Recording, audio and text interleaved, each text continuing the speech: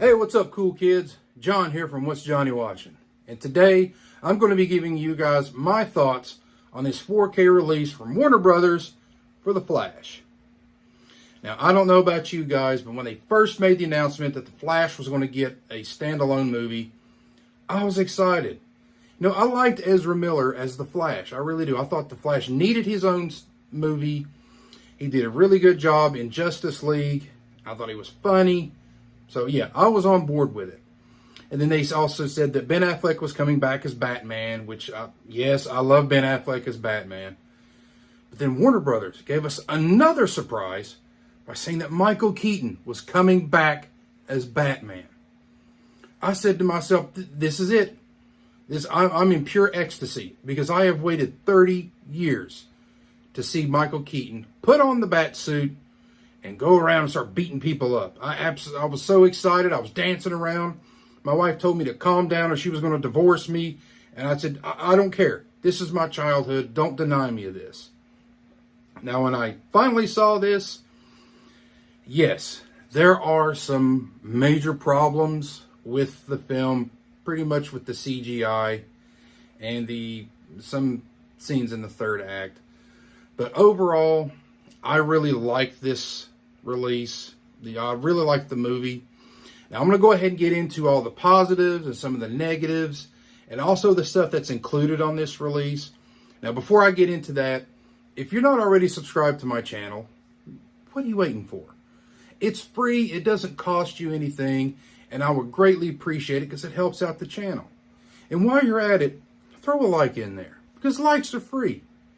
Now, some of the positives about this movie, obviously, Michael Keaton as Batman. That's the main reason why a lot of people went to go see this. You know, seeing him, you know, he's older, kind of, you know, ravaged by time. He's got long hair and everything. But once he puts on that suit, you know, he cuts his hair and shaves and he puts on his suit. You're just, to me, I was taken back to the time when I first saw Batman in theaters in 1989. It's him saying, yeah, I'm Batman. I said, yes, sir. Yes, sir, you are Batman. And then the line where it says, you want to get nuts? Let's get nuts. I mean, it was just, it was like my childhood all over again. And Ezra Miller, you know, despite, you know, all the stuff that he did, you know, in his personal life with his legal troubles, Ezra Miller's really good in this. I think he did a good performance. His body double, you know, when they have the two flashes, that's part of the CGI. But overall, yeah, Ezra Miller did really good in this. Sasha Calle as Supergirl. You know, we've all been conditioned to see, you know, Henry Cavill as Superman. We all love Henry Cavill as Superman. And yes, we were a bit bummed out when we were told that, you know, he had a cameo and it was going to be cut out.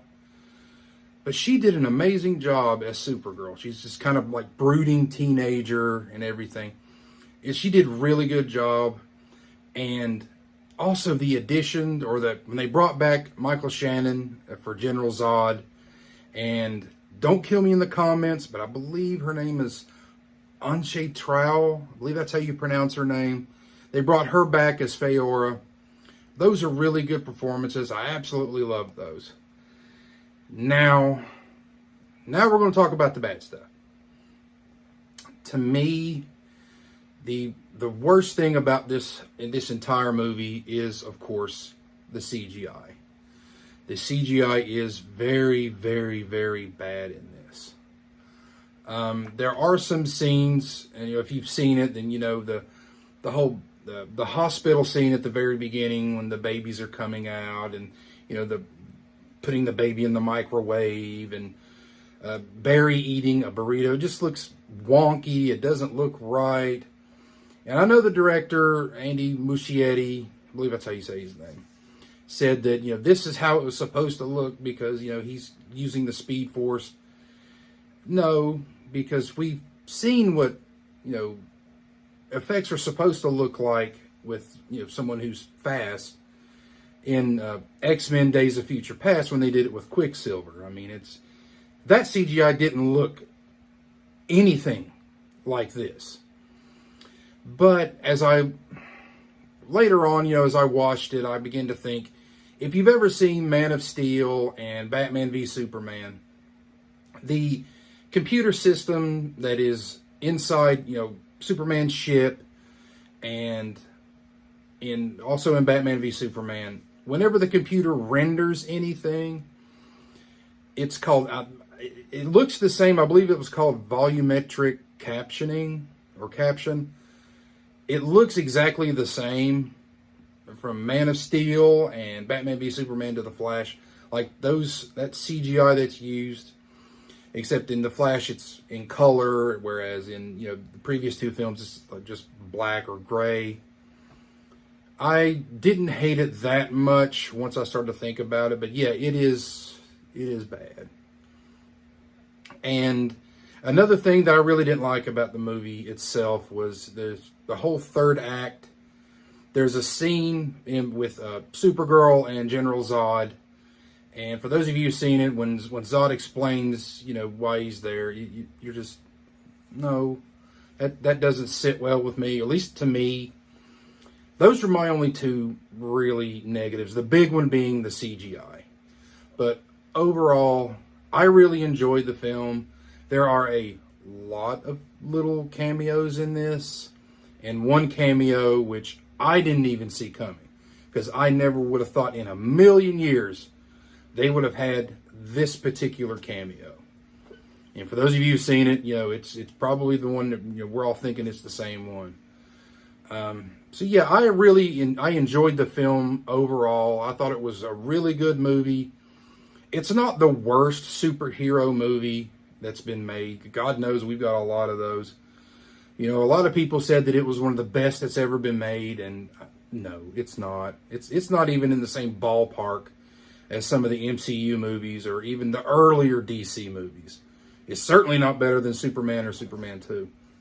Now, those are my just thoughts on the movie itself. But now on to this particular release. I picked up the 4K slipcover version.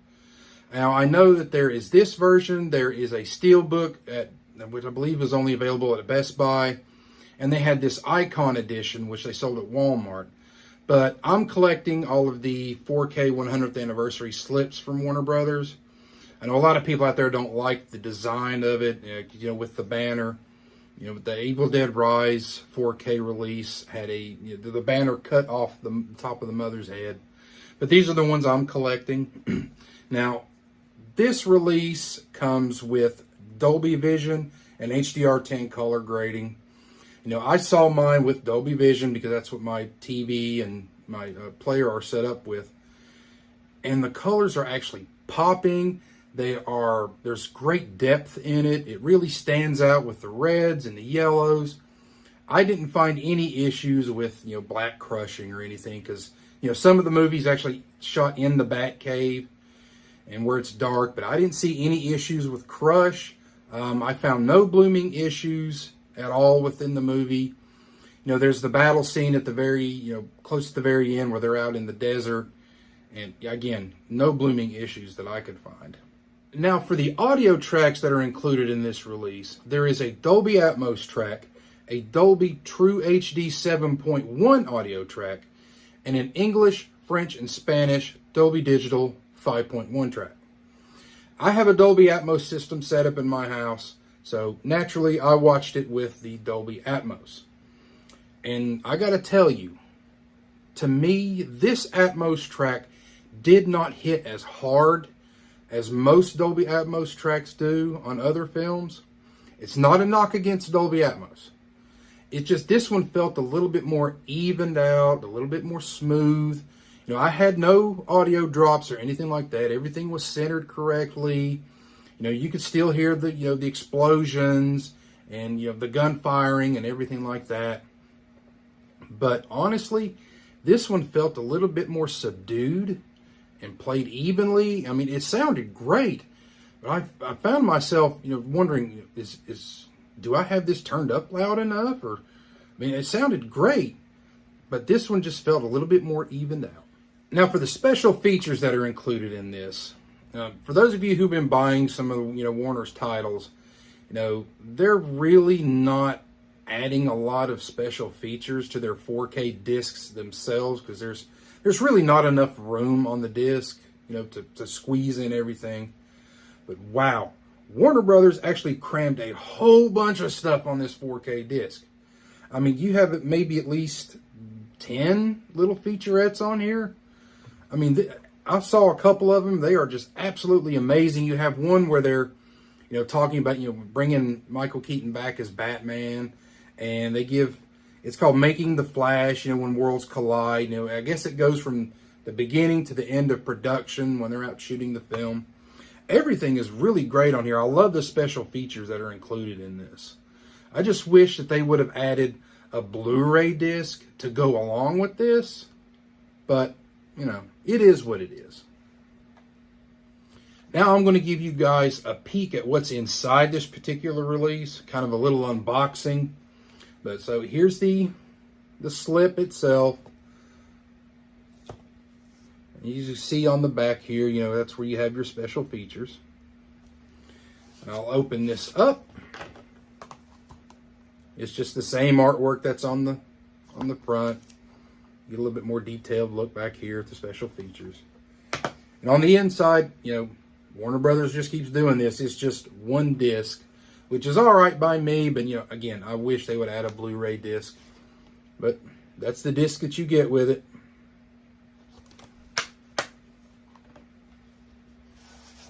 Yep. So for my final thoughts on the movie and the release itself, the movie I thought was really good. Aside from the wonky CGI and that little part at the end for me, I thought it was really good. I didn't get bored in it. It kept my attention. It was really great. I love the action scenes in it. And of course, I love Michael Keaton. He is Batman. For the release itself, wow. I mean, Warner Brothers, you did an amazing job on this. I am so happy that you added so many of the special features onto a 4K disc. But to me, throw in a Blu-ray disc. That way, people can see the comparisons and whatnot. But I recommend this release. I think I gave it a 3.5 stars on my letterbox. So, yes, I recommend that you guys go out and pick this up. So, there you guys have it. Now you guys know my thoughts on this particular release and the movie. Let me know down in the comment section below what you guys thought of it. Are you guys going to go out there and pick this up? So, yeah, I had a great time watching this. So, until next time, oh yeah, what am I forgetting? What are you watching today?